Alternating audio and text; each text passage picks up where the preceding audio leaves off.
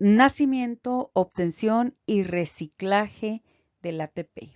Vamos a ver cómo es que surge el ATP, vamos a ver cómo es que se utiliza y vamos a ver cómo es su estructura. Si bien no la estructura química como tal, reconocer cuáles son los componentes de este nucleótido libre tan importante. Los nucleótidos son los componentes básicos, son los bloques que forman a los ácidos nucleicos, pero resulta que algunos de ellos libres, sin estar unidos en forma de cadenas, pueden cumplir con diversas funciones biológicas. Y uno de ellos, pues, muy importante y que siempre lo conocemos, es el ATP, aunque normalmente no reconocemos que su estructura es la de un nucleótido. Entonces, para poder formar al ATP, un ATP le llamo yo recién nacido, sería un ATP recién sintetizado, implica un proceso metabólico llamado síntesis de nucleótidos.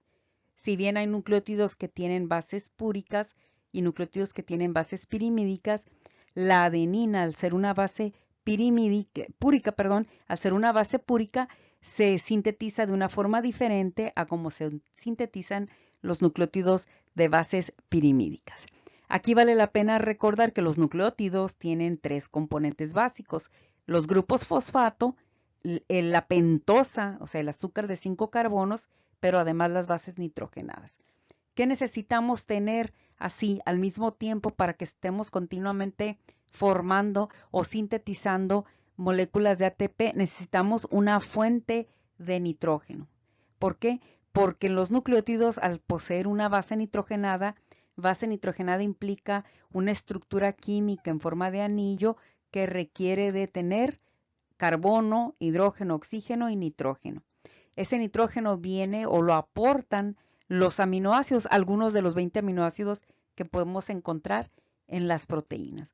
¿Y esos aminoácidos desde dónde vienen? Bueno, nosotros tenemos la capacidad de formar ciertos aminoácidos. Estos los conocemos como aminoácidos no esenciales y se obtienen a partir del metabolismo, ¿no? Existen rutas metabólicas específicas para producir aminoácidos no esenciales, entonces me llegan a la célula y entonces los puedo utilizar como fuente de nitrógenos para las bases nitrogenadas de los nucleótidos.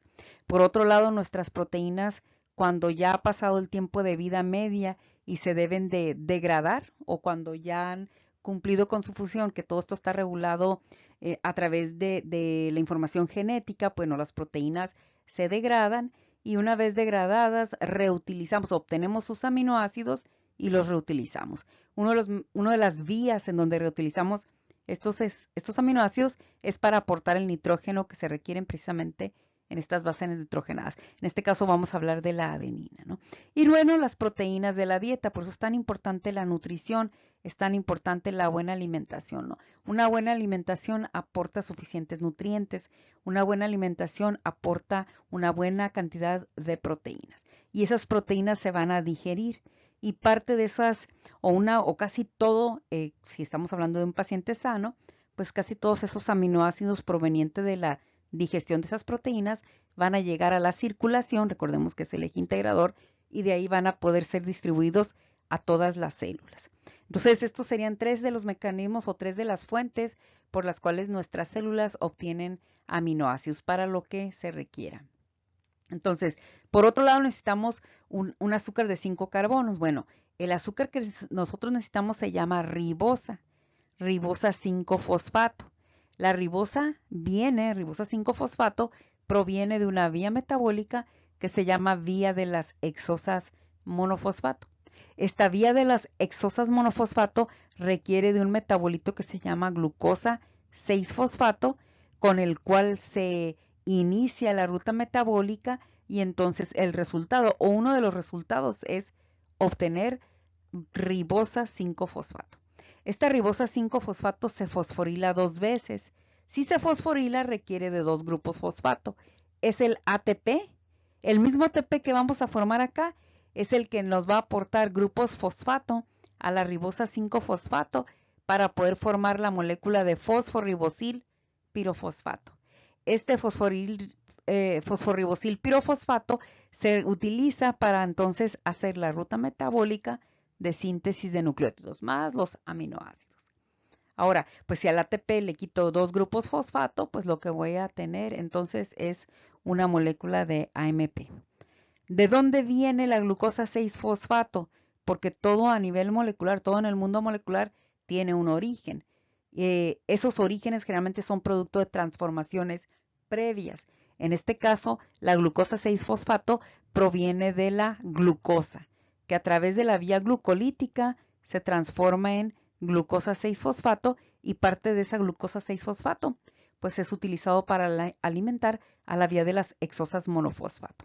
Parte de esa glucosa sigue la vía glucolítica, se convierte en piruvato y el piruvato a través de una piruvato deshidrogenasa, bueno, finalmente se va a convertir en moléculas de acetilo. Ahora, ¿esta glucosa de dónde viene? Esta glucosa puede venir o viene desde la circulación, representando ese eje integrador entre células, ¿no? Aquí está la glucosa desde la circulación. Pero al ver que la glucosa está constantemente ingresando a las células y se está utilizando por alguna vía metabólica, esto hace que los niveles acá disminuyan. Pero ¿cómo le hacemos para seguir normalizando y asegurar la entrada de glucosa? A través de la vía gluconeogénica, tanto de glicerol como de lactato, como a partir de la gluconeogénesis por aminoácidos. También, aunque no lo puse aquí, lo puede ser la glucogenólisis. La glucogenólisis que puede ser local en esta misma célula, una glucogenólisis que me aporte glucosa 6-fosfato o desde una glucogenólisis hepática que me aporte glucosa a la circulación. Por eso es tan importante la glicemia, por eso es tan importante mantener los valores normales de glucosa en la sangre. ¿Por qué? Porque estoy asegurando que todas las células reciban este importantísimo combustible metabólico. Ahora, si por un lado esta glucosa, cuando se degrada, me aporta para la vía de las hexosas monofosfato, toda esta fuente de aminoácidos, me aportan aminoácidos para la masa nitrogenada, además constantemente, siempre en las células hay grupos fosfato, pues entonces, ¿qué sigue con la glucosa? Que por un lado me daba esta glucosa 6-fosfato. Bueno, esa se va a seguir por la glucólisis y me va a formar al acetilo. Este acetilo se va a convertir en acetilcoenzima A y para poder ingresar al ciclo de Krebs. Recuerden que solo el acetilo ingresa al ciclo de Krebs. La coenzima A es un acarreador del acetilo y además sirve para activar a la enzima. Y se forma entonces la molécula de citrato, que es el primer metabolito del ciclo de Krebs. Y bueno, el ciclo de Krebs da la vuelta y finalmente se convierte en oxaloacetato. Y este oxaloacetato va a recibir a otro acetilo para convertirse de nuevo en citrato. Recordemos que a nivel de ciclo de Krebs, por aquí, más o menos, no se alcanza a ver bien, pero es más o menos a esta altura, se da un proceso que se llama fosforilación a nivel de substrato. ¿Qué quiere decir esto? Que se une, hay una reacción en donde podemos unir un grupo fosfato a una molécula. Generalmente esa molécula es ADP para que entonces se forme ATP. Eso es formar ATP por un mecanismo que se llama fosforilación a nivel de substrato. No es la única vía en donde hay una fosforilación a nivel de substrato, también hay otras, pero en este momento estamos hablando de la que ocurre en el ciclo de Krebs. Ahora, esa fosforilación a nivel de substrato que me aporta ATP tiene las mismas características que el ATP que se obtiene a partir del proceso bioquímico más importante en la producción de ATP, que sería el proceso que lleva a cabo la ATP sintasa.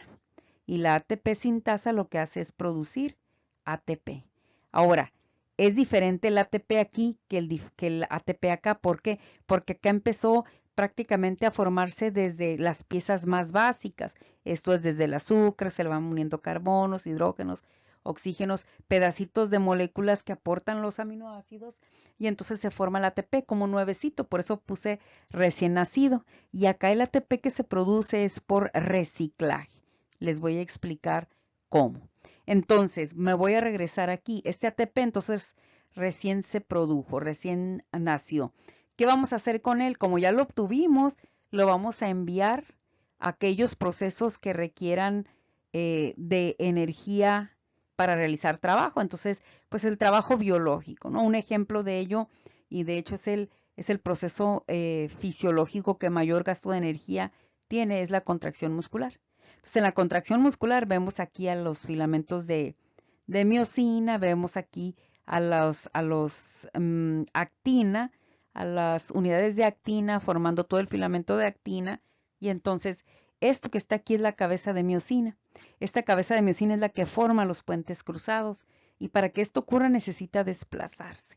Este desplazamiento, el impulso, se genera a partir de la molécula de ATP. Esto es el ATP, se une a este nivel y se desfosforila para hacer que el ATP se quede como ADP y fosfato inorgánico. Una vez que obtengo esto lo voy a enviar a su refosforilación. Aquí tengo todos los componentes que obtengo a partir de utilizar el nucleótido de ATP. Entonces, estábamos en la parte del ciclo de Krebs. El ciclo de Krebs, cuando pasa de citrato a oxaloacetato, se llevan a cabo deshidrogenaciones y descarboxilaciones. Las deshidrogenaciones son 3 en las que se aportan hidrógenos a los NAD y la otra deshidrogenación, porque en total son 4, los hidrógenos se aportan al FAD. En el inter ocurren 2 descarboxilaciones en donde se pierden carbonos en forma de CO2, 2 moléculas de CO2. Ahora, si le damos continuidad a esto, los hidrógenos que nada más tienen un electrón tienen la capacidad de ceder estos electrones y los van a tomar los citocromos que conforman a la cadena de transporte de electrones. De esta manera los electrones pasan a través de cada uno de los citocromos hasta que van a llegar finalmente al principal aceptor de electrones, dada su gran electronegatividad, que es el oxígeno. Estos iones de hidrógeno que fueron tomados, liberados por los NADs, van a atravesar la membrana a través de una proteína que se llama ATP sintasa. Cuando esto ocurre, la ATP sintasa se activa y entonces toma todos estos componentes de las moléculas de ATP que se utilizaron o que se gastaron en algún proceso biológico y se vuelven a fosforilar. Para volverse a fosforilar, aquí la única que lo puede hacer es la ATP sintasa y esta se activa por el paso de iones de hidrógeno que a su vez están ahí porque han soltado sus electrones y estos electrones también van viajando al mismo tiempo por la cadena de transporte de electrones.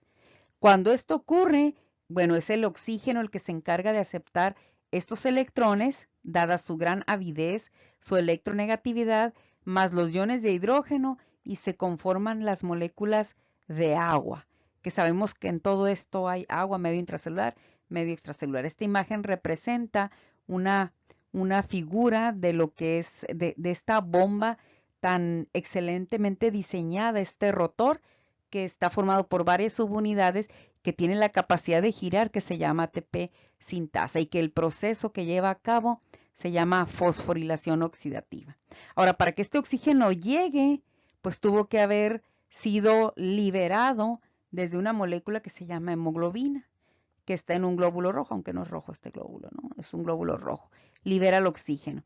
Al liberar el oxígeno queda el espacio libre para que entonces se una el CO2 que proviene del metabolismo. En este caso podríamos utilizar las moléculas de CO2 que provienen del ciclo de Krebs. No es la única fuente que aporta CO2, pero en este momento es la que estamos utilizando para ilustrar la explicación. Y esto se llama intercambio de gases. En la parte superior tenemos una imagen de un glóbulo rojo donde se ve la estructura de la hemoglobina. Aquí se ven unos anillitos en naranja. Esos son los grupos hemo, que es este que está aquí. Y aquí al centro, donde ya tapé ahí con un punto negro, está el átomo de hierro. Es el hierro el que acepta el oxígeno y que cuando suelta el oxígeno, porque tiene afinidad por el oxígeno, se incorpora una molécula de CO2 y después es llevado por toda la circulación hasta los alveolos, donde se da este intercambio de gases desde el punto de vista fisiológico, y entonces ese CO2 va a salir a través de la respiración.